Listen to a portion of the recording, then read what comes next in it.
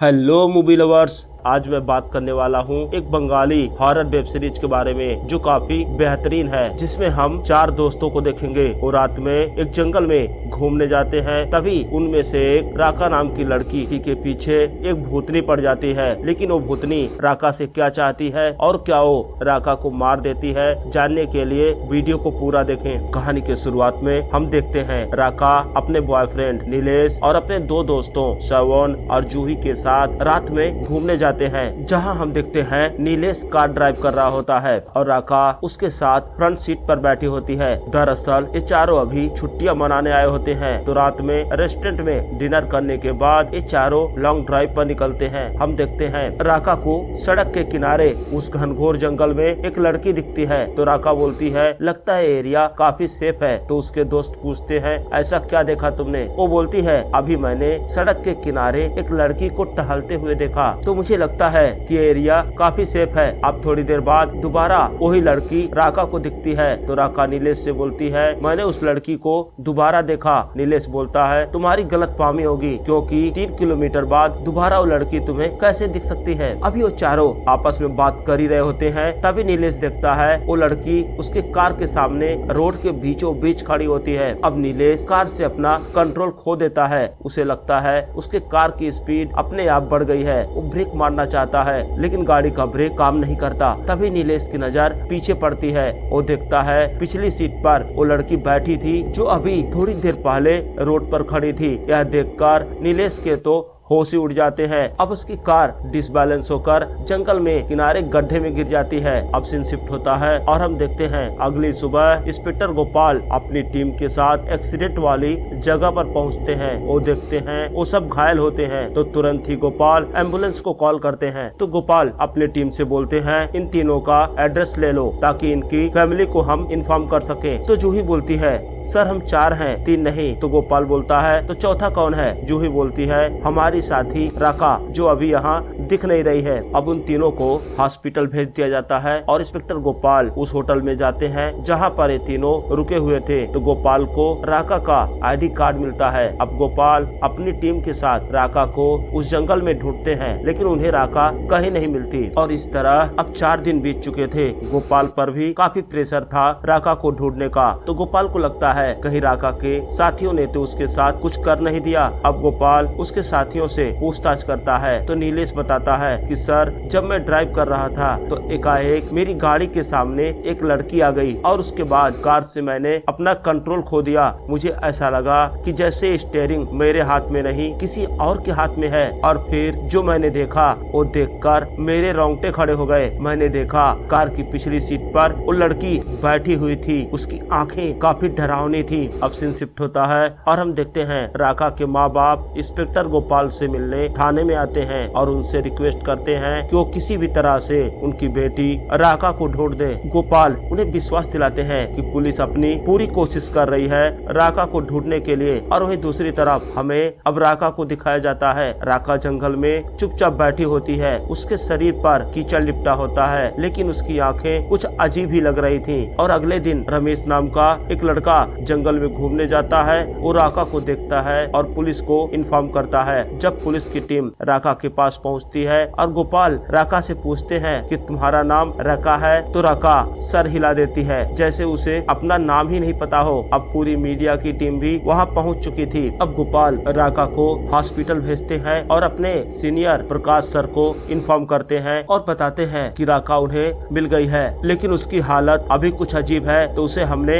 Hospital भेज दिया है। अब हम देखते हैं गोपाल उस जगह की छानबीन करते हैं, तो देखते हैं जहाँ राका उन्हें मिली थी उससे थोड़ी दूर पर एक गड्ढा होता है। जब वो गड्ढे में उतरते हैं तो देखते हैं वो एक टनल होती है। टनल के अंदर ढेर सारा कीचड़ होता है। उन्हें लगता है शायद राका यहीं पर रही होगी। तो गोपाल सोचने लगते हैं वो जगह एक्सीडेंट वाली जगह से थोड़ी दूर होती है, आखिर राका वहाँ तक कैसे पहुँची और फिर आखिर 5 दिनों तक राका वहाँ क्या कर रही थी। और तभी हम गोपाल के पीछे एक लड़की के साय को देखते हैं। अब सीन शिफ्ट होता है। हम देखते हैं राका के माँ बाप बाप उससे मिलने हॉस्पिटल आते हैं तो राका की माँ उससे पूछती है कि बेटा आखिर 5 दिन तुम कहाँ थी, लेकिन राका बिल्कुल चुप रहती है। तो उसकी माँ उससे दोबारा पूछती है कि बेटा आखिर तू उस गड्ढे तक कैसे पहुँची। अब हम देखते हैं राका गुर्राते हुए बोलती है कि मैं राका नहीं हूँ, और राका की आवाज पूरी तरह बदली हुई थी। तो गोपाल पूछते हैं आखिर तुम राका नहीं हो तो तुम हो कौन। अब राका चीखने लगती है तो डॉक्टर बोलते हैं अभी राका से ज्यादा पूछताछ करना सही नहीं है, मुझे लगता है अभी वो ट्रॉमा में है, जब वो ठीक हो जाएगी तो आप लोग पूछताछ कर सकते हैं। अब सब लोग राका के पास से चले जाते हैं। तभी राका को अपने बेड के नीचे से कुछ आवाज आती है। जब राका बेड के नीचे झुक कर देखती है तो देखती है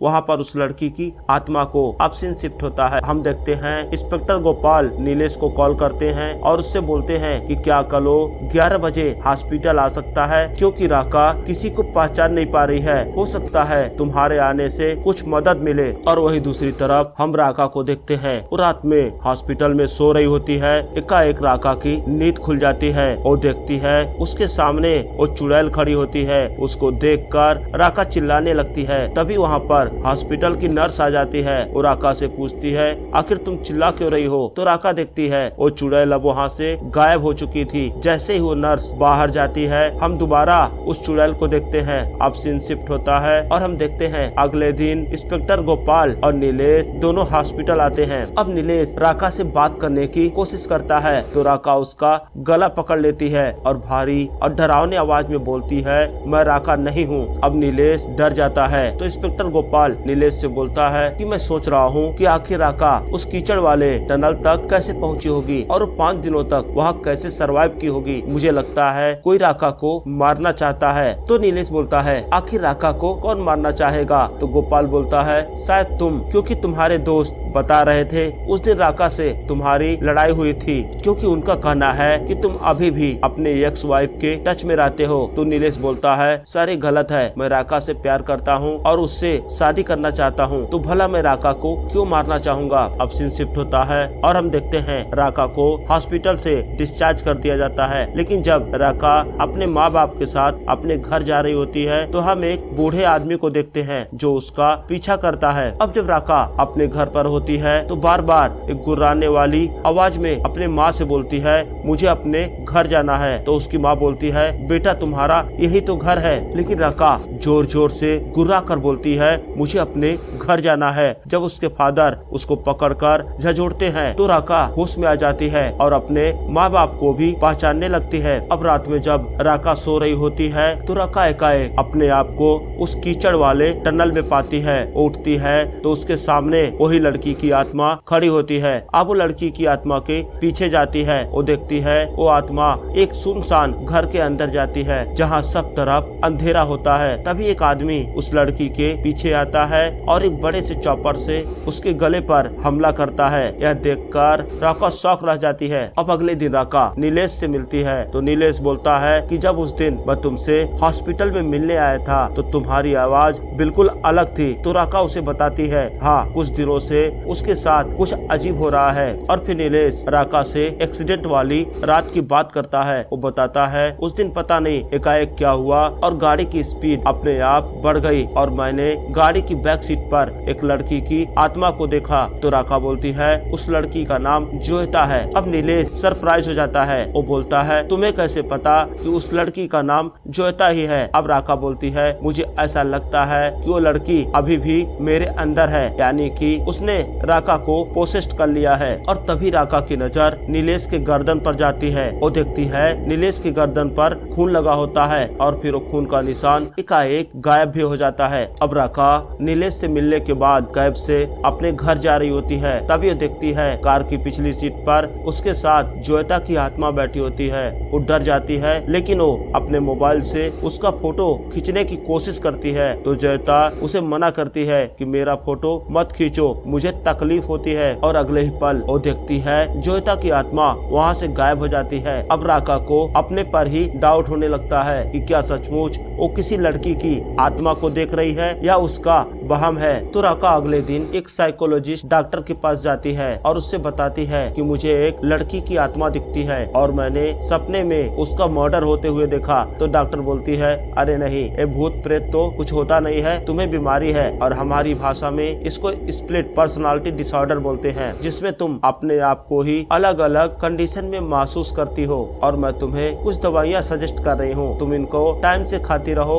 और कुछ दिनों बाद तुम ठीक हो जाओगी। अब जब राका वहाँ से चली जाती है तभी डॉक्टर देखती है कि उसके सामने रखी हुई चेयर अपने आप मूव होने लगती है और यह देखकर वो डॉक्टर भी डर जाती है। अब सीन शिफ्ट होता है और हम नीलेश को देखते हैं। वो अपने कमरे में अपने बेड पर बैठा होता है। तभी एकाएक पीछे से राका आती है और उसे पकड़ लेती है। राका को वहाँ देखकर नीलेश भी सरप्राइज हो जाता है कि राका उसके कमरे में कब आ गई। अब राका नीलेश से बोलती है कि मुझसे शादी कब करोगे। तो नीलेश को राका का बिहेवियर और आवाज दोनों अजीब लगते हैं। वो बिस्तर से उठकर खड़ा हो जाता है। तभी उसके मोबाइल पर रिंग आती है। जब वो अपने मोबाइल का स्क्रीन देखता है तो उसके पैरों के नीचे से जमीन खिसक जाती है। वो देखता है मोबाइल पर राका का नाम डिस्प्ले हो रहा था। अब वो समझ नहीं पाता कि अगर उसे राका कॉल कर रही है तो उसके सामने कौन बैठी है। अब हम देखते हैं राका के चेहरे पर एक डरावनी मुस्कान होती है। तो नीलेश फोन पिक करता है। दूसरी साइड से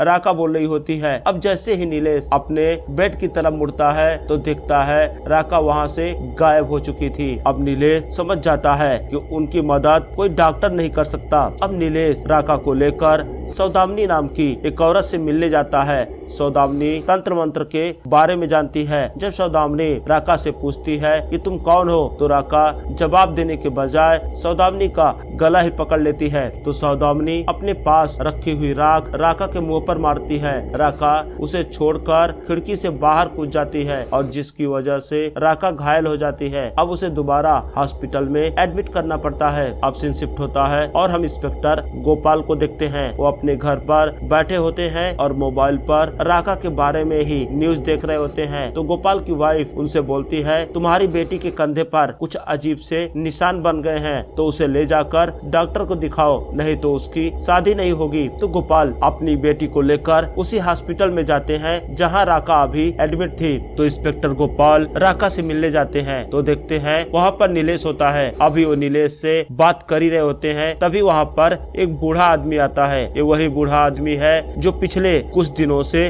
राका का पीछा कर रहा था। तो बूढ़ा आदमी गोपाल से बोलता है कि मुझे राका से मिलना है। तो गोपाल पूछते हैं, आखिर तुम कौन हो और राका से क्यों मिलना चाहते हो। तो बूढ़ा आदमी बताता है कि मैंने न्यूज में सुना है कि वो लड़की सपन कोला के जंगल में खो गई थी और उसने जोयता का नाम लिया। तो नीलेश पूछता है, आप जोयता को कैसे जानते हो। वो आदमी बताता है, जोयता मेरी पोती है और पिछले 15 सालों से वो मिसिंग है और लास्ट टाइम वो भी सपन कोला के जंगल में गई थी। उसके बाद से उसका कुछ भी पता नहीं चला। तो इंस्पेक्टर गोपाल उस आदमी से बोलते हैं, तुम अपना नंबर मुझे दे दो, मैं तुम्हें कांटेक्ट करूंगा और तुम्हें जो भी बात करनी है पुलिस स्टेशन में आकर मुझसे मिलना। और तभी राका की तबीयत और खराब होने लगती है। उसे उल्टी हो रही थी, लेकिन अजीब बात ये थी कि उल्टी के दौरान उसके पेट से बाहर मिट्टी आ रही थी। अब सीन शिफ्ट होता है और हम इंस्पेक्टर गोपाल को देखते हैं। वो रात में अपने घर पर टहल रहा होता है। तभी उसे पीछे से आवाज आती है। वो जैसे ही पीछे मुड़ता है देखता है उसके पीछे जोयता की आत्मा यानी कि वो चुड़ैल खड़ी होती है। अब वो डर जाता है। अब जोयता उससे पूछती है कि पापा मेरी शादी कब होगी, लेकिन गोपाल कुछ भी जवाब नहीं दे पाता। उसका तो डर से गला ही सूख गया था। और इसी के साथ इस वीडियो का पार्ट 1 यहीं पर समाप्त होता है। तो दोस्तों अगले पार्ट में हम देखेंगे कि आखिर जोयता की आत्मा गोपाल से क्या चाहती है। क्या जोयता की आत्मा उन लोगों को नुकसान पहुंचाना चाहती है या कोई मैसेज देना चाहती है, इन सब के बारे में अब हम अगले वीडियो में देखेंगे। तो दोस्तों अगर ये वीडियो आपको पसंद आया हो तो वीडियो को लाइक करें और चैनल को सब्सक्राइब करें। हम मिलते हैं अगले वीडियो में, तब तक के लिए जय हिंद।